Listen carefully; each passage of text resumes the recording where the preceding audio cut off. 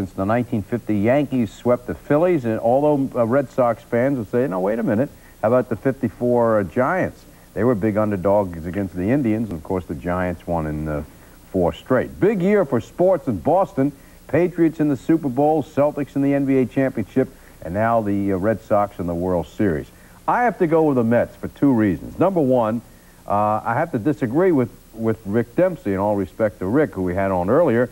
To me, the pitching advantage goes to the Mets, especially in the bullpen, where except for Schiraldi, the Boston bullpen did not do the job this year.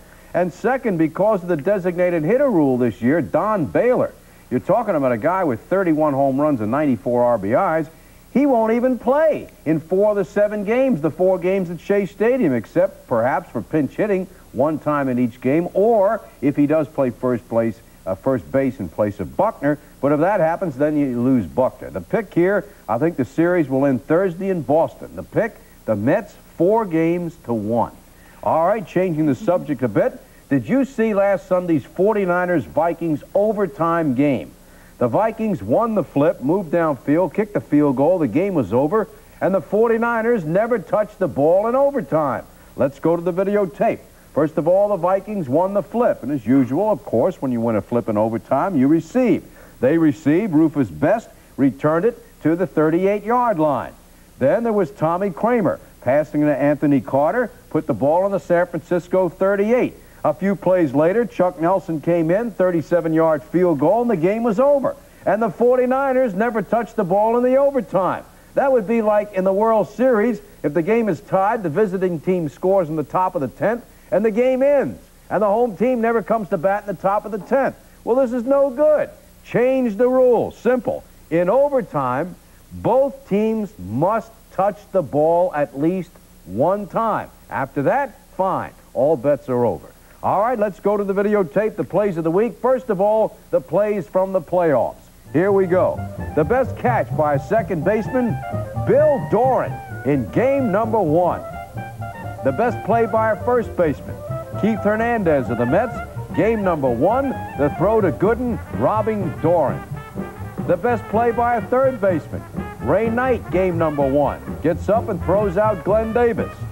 The best catch by a left fielder, going back, who else? Brian Dowling, game 5, robbing Eddie Romero. The best catch by a center fielder, Billy Hatcher, game 2, coming in and robbing Mookie Wilson. The best catch by a left fielder coming in, Mookie Wilson, game 2, robbing Kevin Bass.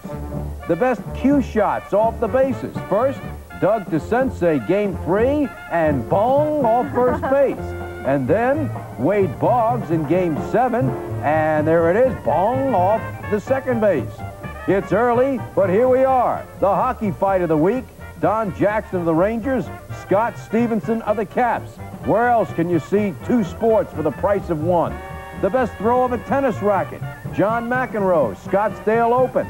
The best move on an NFL official, Boomer Esiason. Come on, get out of the way, ref. And Faith Daniels was at the game.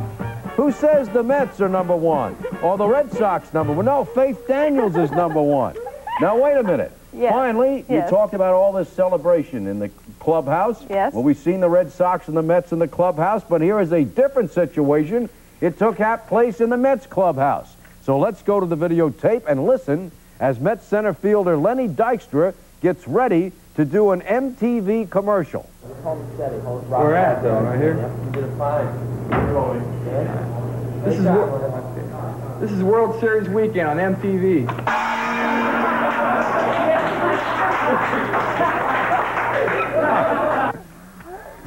Maybe we could arrange for you to do one of those. You mean I'll be the gong or hit the... No, no. Let's talk about your prediction. Yeah, sure. 4 games to 1. I think Mets. so. Usually, you know, I picked the Red Sox 4-3 over the Angels, and I picked the Mets 4-3 over the Astros.